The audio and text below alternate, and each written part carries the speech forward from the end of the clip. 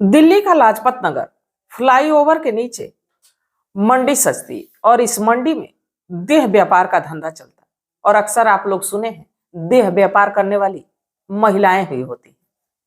बाकी यहाँ पे कोई महिला नहीं होती देह व्यापार करने वाली, बल्कि यहाँ पे मर्द होते हैं, पुरुष होते हैं। मर्दों की यहाँ पे बोली लगती और बड़े बड़े घरों की औरतें आती, इनकी बोली लगाती और अपने मन पसंद का लड़का चुनती, इनके साथ वक्त गुजारती।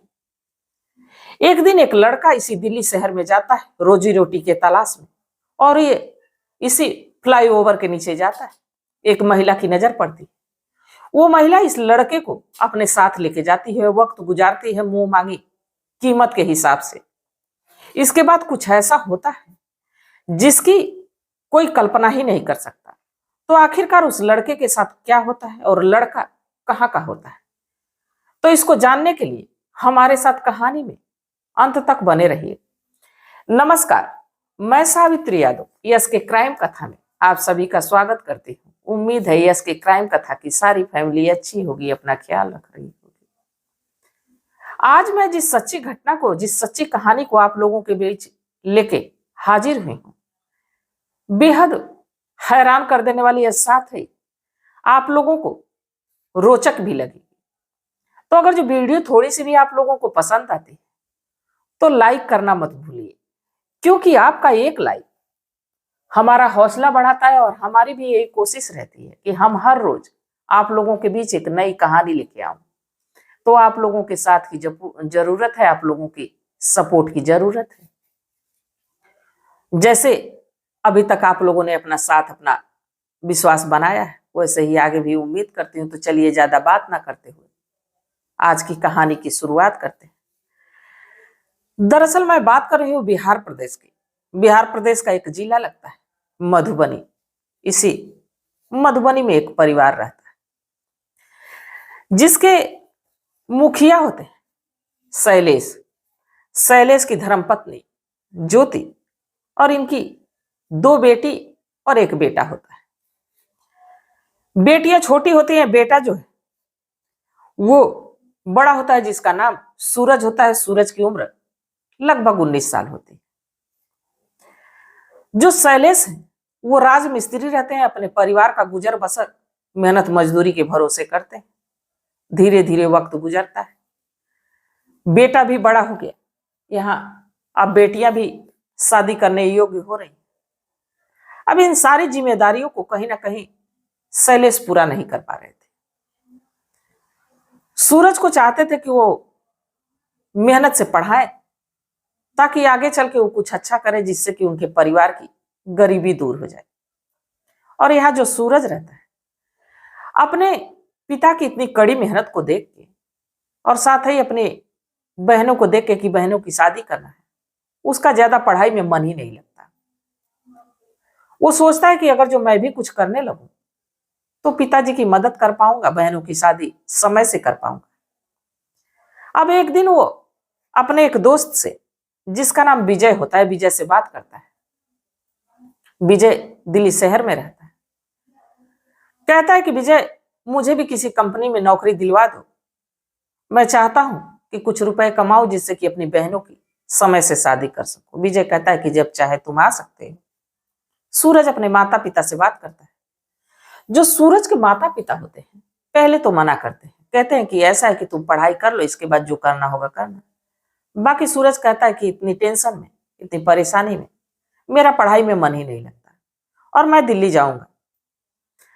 जब देख लेते हैं कि लड़का पढ़ना नहीं चाहता है तो शैलेश जाने के लिए कह देते हैं। अब सूरज एक दिन निकलता है, अपने कुछ आईडी कार्ड लेता है, अपने कुछ कपड़े लत्ते लेता है। इसके बाद वो सीधे अपने दोस्त के पास, विजय के पास दिल्ली पहुंचता है। जब वो दिल्ली पहुंचता है तो अगले दिन विजय उसको एक कंपनी में ले जाता है, वहां बात करवाता है और 15,000 रुपये तनख्वाह पे उसको काम लगवा देता है। अब धीरे धीरे वक्त गुजरने लगता है और रोज सूरज और विजय समय से निकलते, अपने काम पे जाते, शाम को आते, खुद से खाना बनाते, खाते। धीरे धीरे वक्त गुजरते रहता है। 1 महीने का वक्त कब गुजर जाता है सूरज को पता ही नहीं चलता। और जब 1 महीने के बाद तनख्वाह मिलती तो उसमें से 7-8 हजार रुपये तो इसके खाने का चला जाता है। इसके बाद जो रुपए बचते हैं वो घर भेजता है। बाकी वही देखता है कि मेरे साथ ही विजय काम पे जाता है। बाकी काम पे से जब वापस आता है तो खा के फिर 9 से 10 बजे फिर चला जाता है और सुबह लौट आता है, मुझसे बढ़िया कपड़ा पहनता है, मुझसे बढ़िया रहता है। और इसके रहन सहन की व्यवस्था भी अलग ही है। वो कहता है यार मैं भी तो 15 हजार रुपये कमाता हूं, तुम भी 15 हजार रुपये कमाते हो। बाकी ये बताओ कि तुम इतने ऐशो आराम से कैसे रहते हो और घर भी ज्यादा पैसे भेजते हो, और मैं तो खाने में ही 7-8 हजार रुपये खर्च कर दिए, जो बचा घर भेजा, क्या फायदा इतने दूर आने का। इस पे विजय हंसता है, कहता है कि जो मैं काम करता हूं अगर जो काम तुम भी करोगे तो तुम भी घर ज्यादा पैसे भेज पाओगे। दरअसल मैं रोज रात को तैयार होके जाता हूं तो कुछ ऐसा काम करता हूं जिसको अगर जो तुम करना चाहो तो बोलो। सूरज कहता है कि मुझे जो भी काम करना पड़े करूंगा। इस पे विजय कहता है कि ऐसा है कि वहां पे औरतों के साथ जाना होता है, लड़कियों के साथ जाना होता है, और इसके एवज में मुंह मांगी कीमत मिलती है। बस उनको खुश करना होता है, उनके साथ संबंध बनाना होता है। इस पे सूरज कहता है कि मैं भले मेहनत मजदूरी कर लूंगा पर यह काम मैं कतई नहीं करूंगा, कभी नहीं करूंगा। अब जब ये बात विजय सुनता है तो कहता है कि ठीक है तुम्हारी मर्जी। विजय शाम के समय तैयार होता है, रात के 9 बज रहे होते, जाता है। इसके बाद जैसे सुबह होती है वो आता है तो उसके हाथ में 25 हजार रुपये रहते हैं। वो बैठ के गिन रहा होता है। सूरज पूछता है कितने पैसे तुम कहाँ से पाए? तो कहता है कि दरअसल मैं जिस पार्टी के पास गया था, जिस औरत के साथ गया था, बड़ी पैसे वाली थी। 10 हजार रुपये की तो मेरी बोली लगी थी, बाकी 15 हजार रुपये उसने मुझे ट्रिप में दिया। अब जब ये बात सूरज देखता है तो भी सोचने पे मजबूर हो जाता है, कहता है कि मैं भी ये काम करूंगा। इसके बाद विजय कहता है कि ठीक है शाम को तैयार हो जाना। शाम को दोनों दोस्त तैयार होते हैं, और जब तैयार होते हैं तो जो विजय है उसको एक लाल कलर की रुमाल देता है, कहता है कि इसको गले में बांध लो, क्योंकि यही एक सिंबल है कि जिसके गले में लाल कलर की रुमाल रहेगी उसी के पास ग्राहक आते हैं। अब विजय के साथ सूरज भी जाता है। सूरज भी उसी फ्लाईओवर के नीचे लाल कलर की रुमाल को अपने गले में बांध के टहल रहा होता है। तभी एक लंबी सी रेड कलर की BMW आती और उसके पास रुकती। वो औरत उसमें से कुछ सूरज से बात करती है और कहती है कि तुम मेरे साथ चलो, मुझे तुम्हारी जरूरत है, मैं इसके बदले में तुम्हें 10 हजार रुपये दूंगी। सूरज उसमें बैठता है। इसके बाद वो गाड़ी एक बड़े आलीशान बंगले के पास जाके रुकती। वो औरत ये जो सूरज है उसको लेके बंगले के भीतर जाती। जैसे ही वो बंगले के भीतर जाता है देखता है ये तो बिल्कुल राजमहल की तरह है, सारी सुख सुविधा है। अब वो औरत उसको बैठाती है। इसके बाद दारू ऑफर करती है। सूरज कहता है मैं पीता नहीं। इसके बाद औरत कहती है कि ऐसा है पियोगे नहीं तो तुम जान कैसे पाओगे कि रंगीनियां क्या होती? जब पियोगे इसके बाद तुम खुल के जो करने आए हो कर सकोगे। अब बार बार फोर्स करने पे सूरज दारू पीता है और कुछ ही देर के बाद देखते ही देखते उस औरत के एक एक करके कपड़े उतारता है, खुद के उतारता है। इसके बाद दोनों एक दूसरे के साथ संबंध बनाने लगते हैं और ये सिलसिला एक बार शुरू हुआ तो रात के लगभग 3 बजे तक चलता है। बाकी जैसे सूरज थक जाता है, इसके बाद जैसे ही वो औरत थक जाती है सूरज भी अब सो जाता है, वो औरत भी सो जाती है। जैसे सुबह नींद खुलती है सूरज कहता है कि मैडम मेरे पैसे दे दो, अब मुझे जाना है।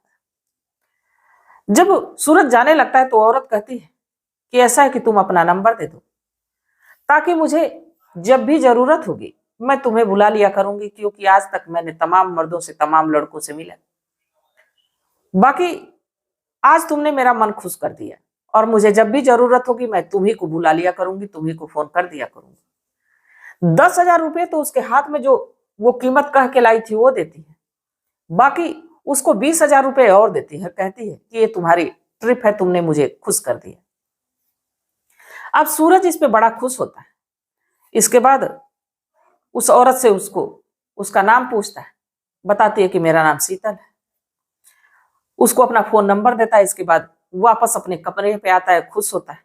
अब ये बात विजय से बताता है। इसके बाद घर पैसा भेजता है। अब वो रोज उस फ्लाईओवर के नीचे जाने लगा और तमाम जो उसको लड़कियां पसंद करती हैं, औरतें पसंद करती, उनके साथ जाता, रुपए कमाता, रुपए घर भेजने लगता। और इधर समय समय पे शीतल भी उसे फोन करती, बुलाती। वक्त गुजरते रहता है। बाकी जैसे जैसे वक्त गुजरता है वैसे वैसे अब कहीं ना कहीं सूरज और शीतल एक दूसरे के करीब होते जाते हैं। अब सूरज जब शीतल के पास जाता तो कहता कि मैं तमाम लोगों से तो रुपए कमा ही रहा हूं, अब मुझे आपके रुपए की जरूरत नहीं, बस मैं आपके पास आता हूं, यह बहुत बड़ी बात है। अब शीतल को कहीं ना कहीं सूरज से प्यार होने लगता है। शीतल बताती है कि मेरे 2 बेटे जो कि विदेश में रहते हैं, मेरे से कोई मतलब नहीं। अब इस पे सूरज कहता है कि ठीक है, तो ऐसा मत समझिए कि मैं आपके साथ नहीं हूं, हमेशा मैं आपके साथ रहूंगा। अब इधर पैसे रुपए भेज के सूरज अपना घर बनवाता है, अपनी बहनों की शादी करता है। इसके बाद सूरज के पिता जो शैलेश रहते हैं, सूरज के लिए रिश्ता तलाशने लगते हैं। अब ये बात सूरज को पता चलती तो सूरज कहता है कि ऐसा है, मैं शादी तो करूंगा पर अपने मन पसंद के हिसाब से। मैं जहां दिल्ली में रहता, जो हमारी मालकिन है, मैं उसी से शादी करूंगा। जब ये बात शैलेश सुनते हैं, ज्योति सुनती है, तो पहले तो वो लोग नाराज होते हैं। बाकी जब सूरज बताता है कि आज उन्हीं की वजह से हमारा घर द्वार बन गया, उन्हीं की वजह से बहनों की शादी हो गई, आप लोग ऐसो आराम की जिंदगी जो जी रहे हैं उन्हीं की वजह से है। सूरज की उम्र अब 25 साल की रहती है और यही ये जो शीतल है जिसकी उम्र लगभग 50 साल रहती है। अब घर वाले तो कहते हैं कि दुगुने का फर्क है, बाकी जब सूरज को पसंद है तो इसको इजाजत दे देनी चाहिए। अब सूरज अपने माता पिता की इजाजत पाता है, शीतल से जाके अपने शादी की बात करता है और दोनों अब एक मंदिर में जाके अपनी शादी करते हैं। इसके बाद अब एक दूसरे के साथ वो लोग पति पत्नी का जीवन गुजारने लगते हैं।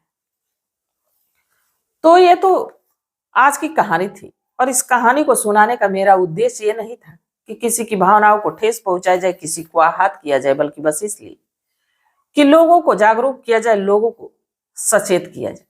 तो इस घटनाक्रम पे, इस कहानी पे आप लोग क्या सोचते हैं? आप लोगों की क्या सलाह है कि जो सूरज ने किया वो सही किया और जो सूरज का दोस्त विजय उसको देह व्यापार के धंधे में ढकेला, देह व्यापार के धंधे में लगाया, क्या वो किस हद तक सही है?